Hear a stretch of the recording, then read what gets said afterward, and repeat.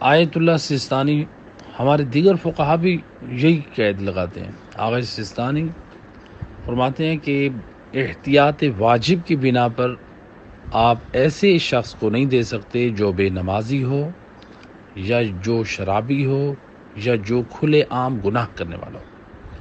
یعنی اگر اس کے اندر ایک چیز ہے، کھلے عام گناہ کرتا ہے، نمازی ہے، شراب نہیں پیتا، کھلے عام گناہ کرتا ہے۔ کھلے عام گناہ کیا کرتا ہے؟ مثلا گانے سنتا ہے۔ کھلے عام گناہ کیا ہے؟ مثلا داڑھی منڈوانا ہے۔ کھلے عام گناہ کون سا ہے؟ مثلا عورت کا بے پردہ چلنا، تو یہ کھلے عام گناہ میں سے ہے۔ کھلے عام گناہ کیا ہے؟ کھلے عام بیٹھ کے وہ تاش کھیل رہا ہے، شطرنج کھیل رہا ہے، اور ایسے لغویات کھلے عام جو گناہ انجام گالم گلوچ کرتا ہے، کھلے عام لوگوں کی غیبتیں کرتا ہے، چغل خوریاں کرتا ہے، تو یہ کھلے عام گناہ ہے۔ ایسے شخص کو آپ نہیں دے سکتے احتیاط واجب کی بنا پر جو کھلے عام گناہ کرتا ہے، چاہے وہ 5 وقت کا نمازی اور شراب نہیں پیتا، یہ کھلے عام جو بھی گناہ کر رہا ہے احتیاط واجب کی بنا پر آپ اس کو نہیں دے سکتے۔ لیکن ایک شخص ہے کھلے عام گناہ نہیں کرتا، وہ نماز بھی نہیں پڑھتا اور شراب بھی نہیں پیتا، کھلے عام گناہ بھی نہیں کرتا، شراب بھی نہیں پیتا، لیکن ساتھ ساتھ نماز بھی نہیں پڑھتا، یعنی شرابی بھی نہیں ہے، گناہ کرنے والا بھی نہیں ہے، لیکن بے نمازی ہے، تو ایسی احتیاط واجب کی بنا پر بے نمازی کو نہیں دیں گے۔ اب اسی طرح سے نمازی بھی ہے اور کھلے عام گناہ بھی نہیں کرتا لیکن شرابی ہے، ایسے شخص کو بھی نہیں دیں گے۔ تو شرابی کو یعنی ایک چیز ہونا کافی ہے۔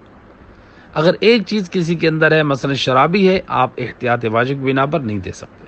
اگر وہ صرف بے نمازی ہے، احتیاط واجب کی بنا پر نہیں دے سکتے۔ کھلے عام گناہ کرنے والا ہے، چاہے وہ کوئی ایک گناہ بھی کیوں نہ ہو، ضروری نہیں ہے بہت زیادہ گناہ، مثلا داڑھی منڈواتا ہے، یہ کھلے عام گناہ ہے، آپ نہیں دے سکتے۔ کھلے عام گناہ مثلا اس کی عادت غیبت کرنا ہے، نہیں دے سکتے۔ کھلے عام گناہ مثلا جو ہے وہ جو ہے تہمت لگاتا ہے کسی پہ، یہی اس کا کام ہے، نہیں دے سکتے۔ کھلے عام بیٹھ کے وہ تاش کھیلتا ہے، نہیں دے سکتے۔ کھلے عام جو ہے اسی طرح سے وہ گانے سنتا ہے، نہیں دے سکتے۔ تو یعنی کھلے عام جو بھی گناہ کر رہا ہے وہ آپ اس کو نہیں دے سکتے۔ تو یہ مسئلہ جو ہے، لہذا داڑھی منڈوانے والا اور بے پردہ عورت والا بھی خود اسی میں آ جاتا ہے۔ اب جو ہے یہاں پر یہ سوال آتا ہے کہ برادر نے کہا ہے کہ کیا شیعہ کے علاوہ ہم کسی اور کو دے سکتے ہیں؟ جو زکوٰۃ فطرہ ہے اس کے لیے ایمان شرط ہے۔ ہمارے پاس روایات بھی ہیں اور ہمارے فقہا کا فتویٰ، یقیناً یہ مجتہدین فقہا کا فتویٰ جو ہے یہ روایات کی روشنی میں ہوتا ہے۔ یہ بعض ہمارے اہل ایمان کو یہ غلط فہمی ہوتی ہے کہ یہ مجتہدین اپنی طرف سے یہ فتویٰ دیتے ہیں، یہ اپنی طرف سے کوئی مجتہد فتویٰ نہیں دیتا ہے، یہ روایات کو دیکھتے ہیں، روایات میں جو راوی نقل کرنے والے ہوتے ہیں ان کے حالات کے اوپر علماء کے آیت اللہ خوئی کی 35 جلدیں ہیں، یہ اہل ایمان کو سمجھنا چاہیے۔ 35 جلدیں علم رجال کے اوپر، جس میں راویوں کے حالات ذکر کیے گئے ہیں، ان حالات کو ان کے سامنے رکھ کے ان افراد کو جان کر پھر ان کی روایات کو سامنے رکھ کے فقہا فتویٰ دیتے ہیں۔ کئی راتیں فقہا، ہم جانتے ہیں ان چیزوں کو، فقہا سے جب نجف اشرف میں یعنی جب وہ ڈسکس کرتے تھے اپنی محفلوں میں، تو کئی راتیں فقہا کی وہ صرف ہوتی ہیں صرف ایک مسئلہ شرعی کو حل کرنے کے لیے، اس کی متعلق جتنی احادیث ہیں اس کو تلاش کرنے میں۔ تو یہاں پر جو اہم چیز ہے، بہرحال ہم اپنے موضوع سے نہ جائیں، کہ مومن ہونا شرط ہے۔ مومن سے مراد یعنی شیعہ اثنا عشری، اگر 6 اماموں کی ولایت رکھتے ہیں آپ اس کو نہیں دے سکتے۔ اگر وہ مثلا زیدیہ فرقے سے 4 اماموں کی ولایت کا اقرار کرتا ہے آپ اس کو نہیں دے سکتے، حتیٰ کہ وہ 11 اماموں کی ولایت کا اقرار کرتا ہو لیکن امام زمانہ علیہ الصلوۃ والسلام کی ولایت کا انکار کرتا ہے، ان کو امام حق نہیں مانتا، ایسا شخص آپ اس کو نہیں دے سکتے۔ تو لہٰذا مومن ہونا شرط ہے۔ اب وہ اپنے زمانے کا تہجد گزار ہو، عبادت گزار ہو، شراب کے قریب نہ گیا ہو، گناہ کرتا نہ ہو، اپنے زمانے کا متقی اور پرہیزگار ہو، لیکن فقہا فرماتے ہیں اس کے دل میں حب اہل بیت نہیں ہے، 12 اماموں کی ولایت اور محبت کا اقرار نہیں کرتا، وہ شخص اس لائق نہیں ہے کہ اس کو آپ زکوٰۃ فطرہ دیں۔ جس کو اللہ نے جنت کی خوشبو جس کے لیے حرام قرار دی ہے، وہ ہمارے درہم و دینار کا حقدار نہیں ہے۔ بلکہ یہاں پر جو میں روایت ذکر کرتا چلوں، جو امام علی رضا علیہ الصلوۃ والسلام نے روایت نقل کی ہے امام موسیٰ کاظم علیہ السلام سے، امام فرماتے ہیں کہ میں نے اپنے بابا سے سنا، اور میرے بابا کہتے ہیں کہ میں اپنے بابا کے پاس تھا، یعنی امام جعفر صادق علیہ الصلوۃ والسلام کی خدمت میں، تو وہاں پر جب ایک شخص آیا تو اس نے امام سے سوال کیا، چھٹے امام سے، تو امام علیہ الصلوۃ والسلام نے کیا جواب دیا؟ اور روایت کا آخری جملہ میں سنا رہا ہوں، بہت تفصیل سے روایت ہے۔ امام فرماتے ہیں روایت کے جملے، فَإِنَّ اللَّهَ حَرَّمَ أَمْوَالَنَا وَأَمْوَالَ شِيعَتِنَا عَلَىٰ عَدُوِّنَا۔ امام معصوم سے روایت ہے، فرما رہے ہیں بے شک باتحقیق اللہ نے ہمارے مال کو اور ہمارے شیعوں کے مال کو ہمارے دشمنوں پہ حرام قرار دیا ہے، ان کے لیے حرام ہے، ان کے اوپر جو ہے ان پر صرف نہیں ہو سکتا۔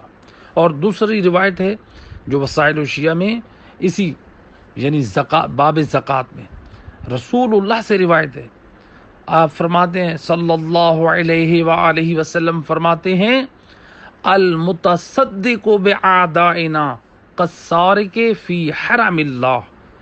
امام فرماتے ہیں جو شخص، یہ دیکھیں یہ کتنی بڑی ذمہ داری ہے، رسول اللہ فرماتے ہیں روایت ہے، جو شخص ہمارے دشمنوں کو صدقہ دے، زکوٰۃ فطرہ ہو یا زکوٰۃ خیرات ہو، کوئی بھی ہمارے دشمنوں کو جو صدقہ دے، قصارے کے فی حرم اللہ، وہ اللہ کے حرام کی ہوئی چیزوں میں وہ چوری کر رہا ہے، یعنی وہ اللہ کے دین کا چور ہے۔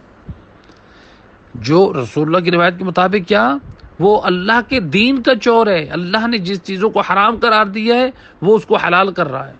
تو لہٰذا رسول اللہ سے بھی روایت ہے، یعنی امام جعفر صادق علیہ الصلوۃ والسلام نے بھی فرمایا ہمارے دشمنوں پہ یہ حرام ہے۔ تو اس لیے ہمارے پاس یعنی ایک پورا باب چیپٹر موجود ہے کہ دشمن اہل بیت ناسبی کو نہیں دے سکتے، تو لہٰذا شیعہ اثنا عشری کو دینا ہے۔ ناسبی یعنی جو بغض اہل بیت رکھتا ہے، ہم اس کو زکوٰۃ فطرہ اس کو نہیں دے سکتے، حتیٰ کہ اس کو عام صدقہ بھی نہیں دے سکتے۔ آغا سیستانی اور دیگر فقہا فرماتے ہیں یعنی جو شخص اہل بیت اطہار علیہ الصلوۃ والسلام میں سے کسی ایک کے ساتھ بغض کا اظہار کرے یا گالم گلوچ دے، ناسبی اسی کو کہتے ہیں، تو وہ ناسبی، تو ایسا شخص ناسبی ہے جو حقیقی معنوں میں یہ مقصر ہے۔ تو لہٰذا جو اہل بیت علیہ الصلوۃ والسلام میں سے کسی ایک سے بغض و عناد رکھے یا ان کو گالم گلوچ دے الیاذ باللہ، آغا سیستانی اور دیگر فقہا فرماتے ہیں اس کو صدقہ عام دینا بھی حرام ہے، احتیاط واجب کے برابر جائز نہیں ہے، یعنی آپ اس کو 1 روپیہ بھی صدقہ نہیں دے سکتے۔ جس کے اوپر اللہ نے جنت کی خوشبو حرام قرار دی ہے، وہ اس لائق نہیں ہے کہ آپ کی پاک کمائی میں سے اس کو روپیہ دیا جائے۔ تو لہٰذا ناسبی کو، دشمن اہل بیت کو نہیں دینا چاہیے، فقہا کا بھی فتویٰ ہے اور خود معصومین کی روایات موجود ہیں۔ تو لہٰذا ناسبی جو ہے چونکہ اس کے اندر ایمان نہیں۔ اسی طرح سے مثلا نصیری اگر ہے، حضرت علی علیہ الصلوۃ والسلام کو اللہ کہتا ہے یا رب کہتا ہے یا ایسا عقیدہ، یا کہتا ہے کہ مثلا اللہ تعالیٰ الیاذ باللہ مولا علی علیہ السلام میں حلول کر گئے ہیں، ان کے اندر آ گئے ہیں، اب اللہ وہ ہو گیا اور یہ اللہ ہو گئے ہیں، تو یہ نظریہ علامہ مجلسی نے بھی حار الانوار میں ذکر کیا ہے، علماء نے ذکر کیا ہے، یعنی حلول کا عقیدہ کوئی اپنا لے کہ اللہ میں اور اہل بیت میں کوئی فرق نہیں ہے جی، تو اللہ ان میں ہے اور یہ اللہ میں ہے، تو یہ عقیدہ حلول کا ہے، اور ہمارے مذہب شیعہ حلول کے عقیدے سے پاک اور منزہ ہے۔ خود امیر المومنین علیہ الصلوۃ والسلام کے خطبات اور اہل بیت کی دعائیں اس پر شاہد اور گواہ ہیں۔